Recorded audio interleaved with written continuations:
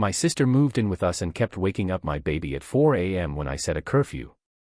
She called me a bitch, and then she stole my expensive diaper bag for her beach trip. I live in a 3-bedroom apartment with my fiancé, 27, and we have a 6-month-old son. My younger sister, Mia, 20, recently started attending a university that's closer to where I live than both my parents' places. She needs to get to class early in the morning. My fiancé and I let her move into our spare bedroom. She's been living with us since January. There are a few rules I've been having Mia follow since she moved in. They're mostly to make sure everyone can live peacefully. One of the most important rules is about arriving after my son's bedtime. It's usually between 7 and 8 p.m. Mia is allowed to come home however late she wants. As long as she doesn't make too much noise, the door to the apartment has an electronic keypad lock and the one we use also has a normal lock under it. Everyone has a copy of the key, but we all prefer typing in the password. The keypad is very noisy, and my son's nursery isn't far from the door. Every time the keypad is used after my son has gone to sleep, he wakes up. The rule about getting home late includes not using the keypad. Everyone, including Mia, has known about this since day one.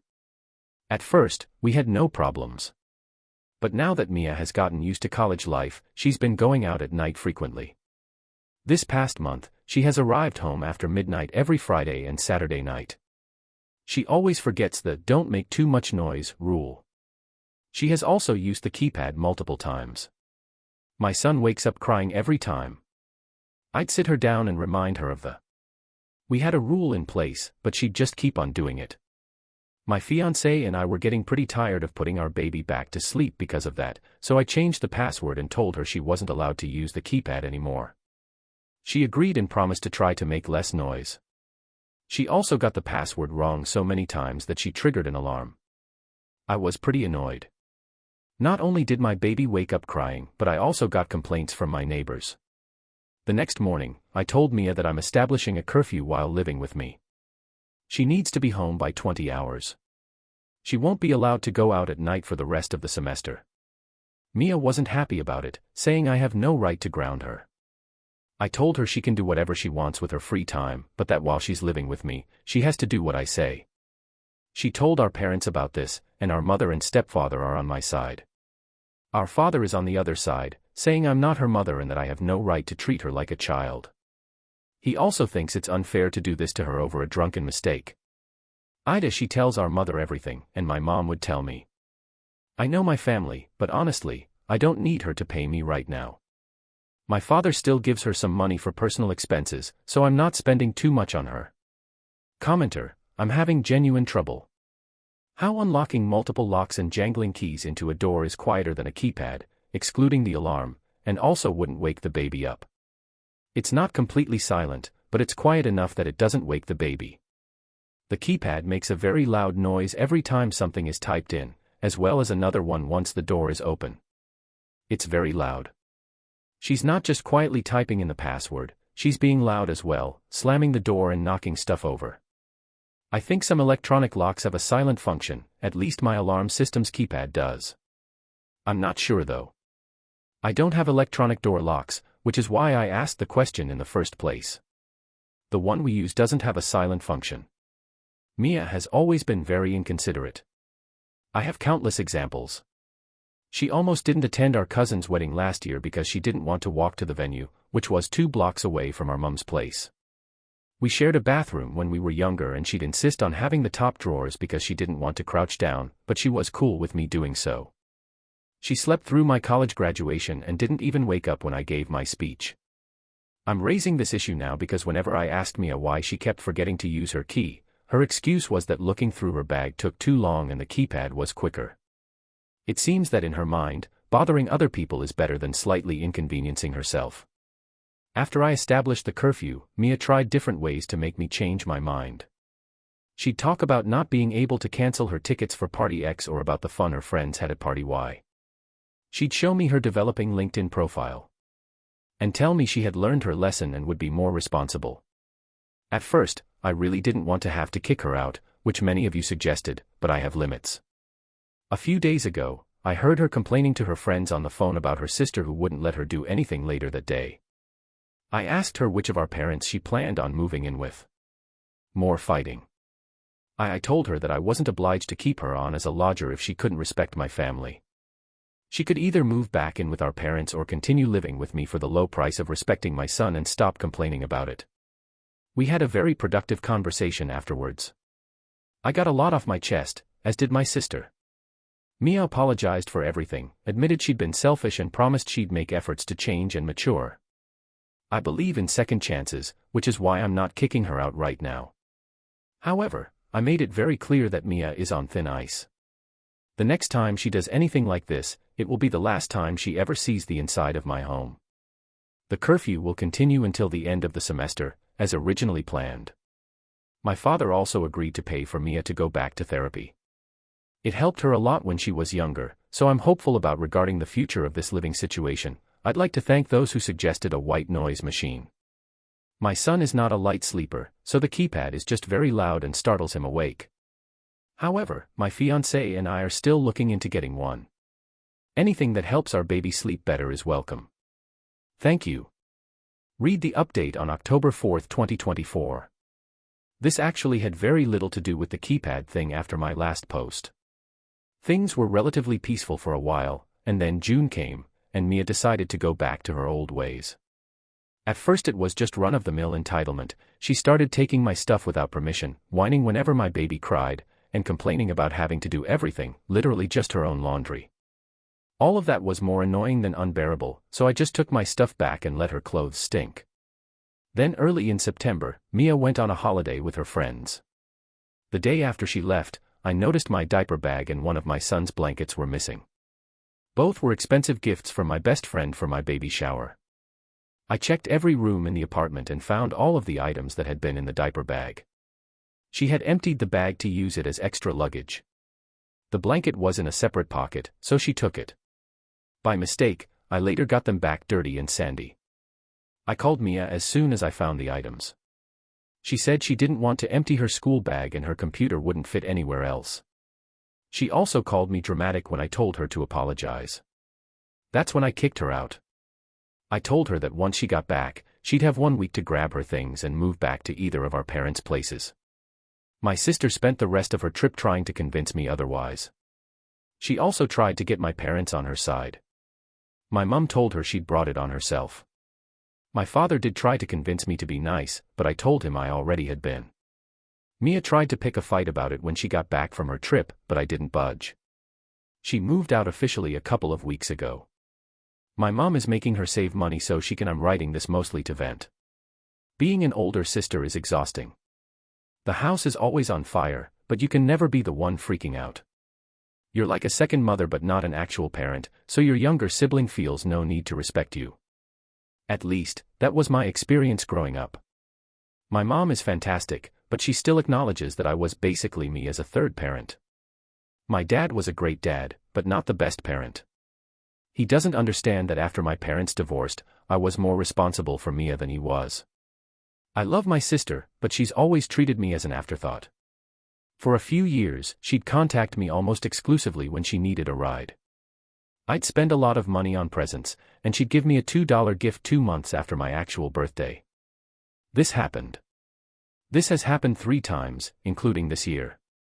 The list goes on. It always felt like I was the last thing on her mind. I'm not saying I was perfect, but I was always there for her.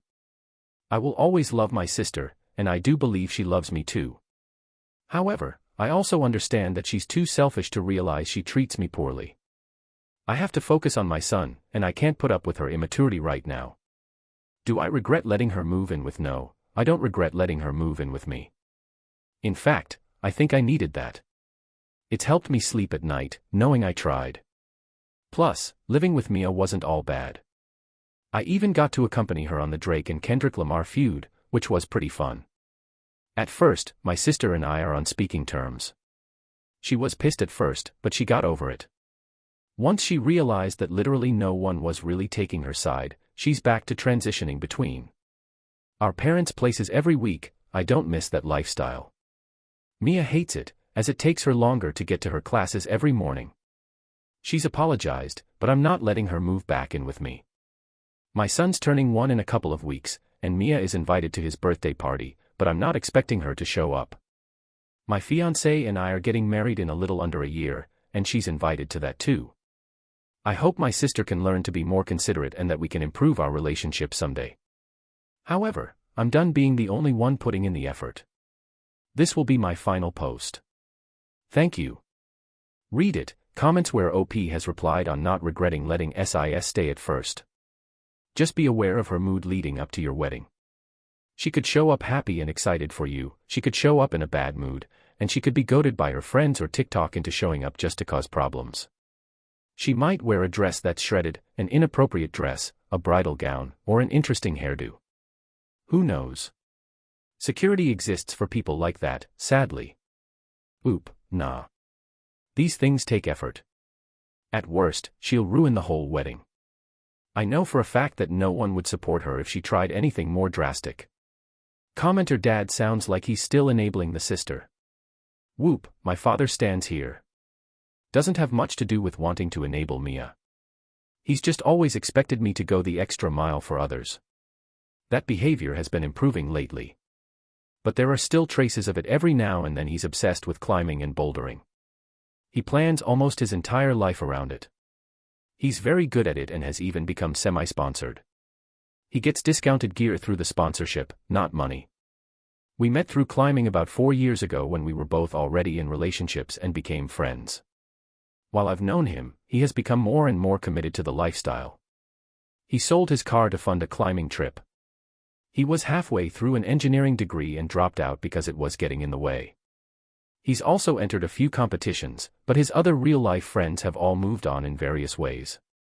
So most of his friends are just as obsessed with climbing as he is. He still had other hobbies and a stable income until we relocated. I worked for the government and was offered a promotion if I moved out west. My boyfriend was thrilled and really supportive. We decided to take the risk, accept the position and move in together. The new position required a lot of changes.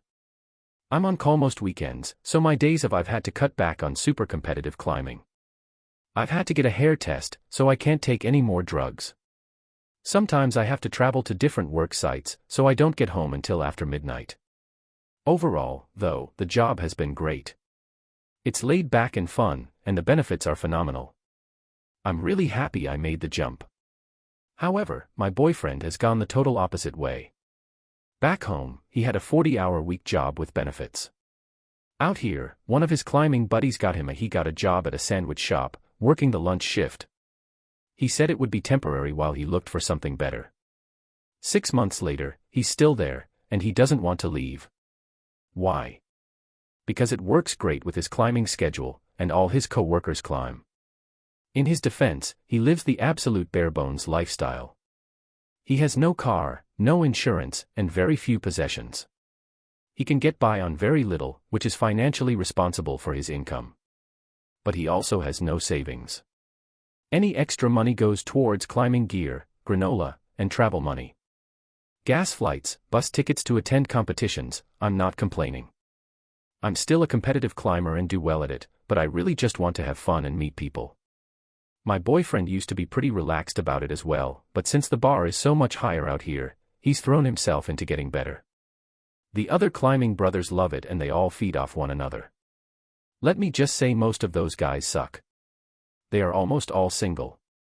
He wears a wedding band with climbing inscribed on it. He's broken and shameless. He's like a musician, but less cool. The last time I hung out there, one of the guys told me I should buy the drink since I make the big money. When he's not climbing with the dudes, he watches the same climbing videos online, reads climbing forums, researches new gear, or compulsively checks scores on climbing results. I feel like all we ever talk or do anymore is climbing related, and I'm getting so frustrated.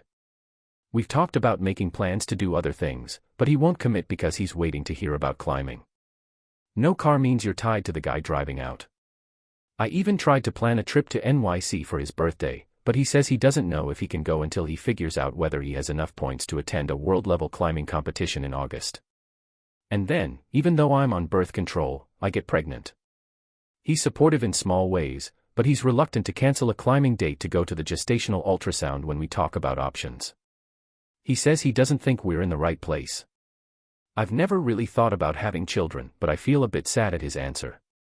He thinks I'd be a great mom, but he wants to have kids someday, just not now. I talk to my parents and friends and decide to terminate. He comes to the procedure and the doctor tells us I couldn't have kept it anyway. My boyfriend is visibly relieved. Now his tone is like we had no choice. We couldn't have had it anyway. He's moved on, but I'm still pretty sad about it. I want to talk to him about all of these feelings. We're really growing apart. While I still find him attractive, I don't want to have sex anymore. I'm afraid I'll become pregnant again. And since nothing in his situation he's changing. He'll still choose climbing.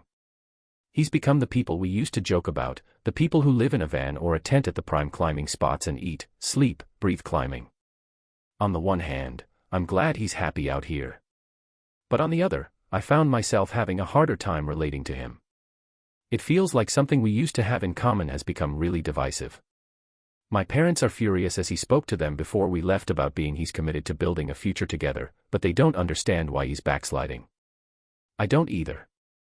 I told him last month that I didn't want to hurt his feelings, but I thought his lifestyle was pretty disappointing. He said he would look for different work, but he hasn't even tried. In the climbing mansion, an old house with 6 climbing dudes living in it, near us, a room is opening up. I'm seriously considering asking him. He's thinking of moving out and living with his friends. The other night, though, he told me he was really happy with us and wanted to discuss the future. I'm so confused. I love him and want to support him, but his lack of ambition is such a huge turn-off. How can he even bring up the future when the only goals he has are all centered around some crazy sport that could easily end? How do I talk to him about this without hitting below the belt? He wants to do it soon because he asked one of my close friends about ring shopping. I really don't want to get engaged right now. I didn't think people would care that much about an update, but I keep getting private messages asking what happened. I've gotten more messages than responses on my post. A lot of us have dated climbers. To cut a long story short, after our post, work had slowed down a lot. While I was still putting in overtime here and there, I wasn't really traveling to work sites. We were spending more time together, and I felt like it was a good time to bring up the subject. The conversation went okay. I told him I was frustrated that he keeps talking about finding a new job but never follows through. I brought him 2 different work flyers that I thought would be right up his alley. One was for climbing up cellular reception towers. Come on, even he seemed intrigued by the idea. The other was for an engineering assistant.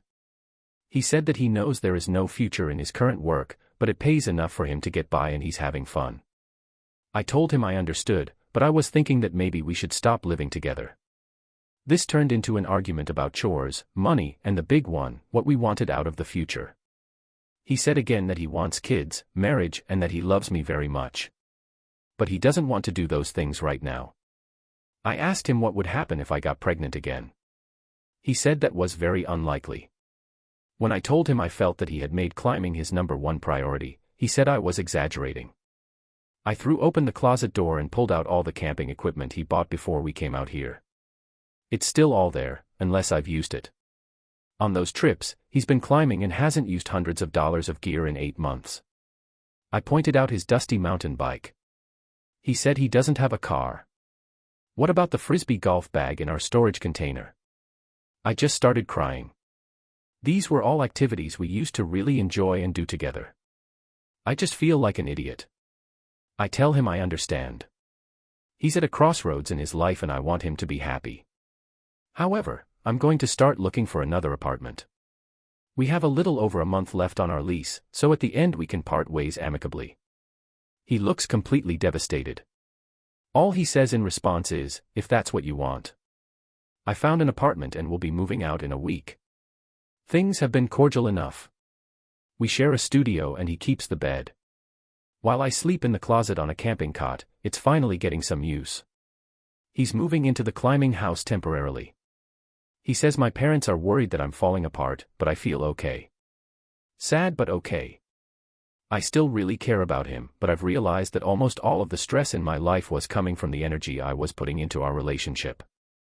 Maybe it'll sink in when we finally do split ways.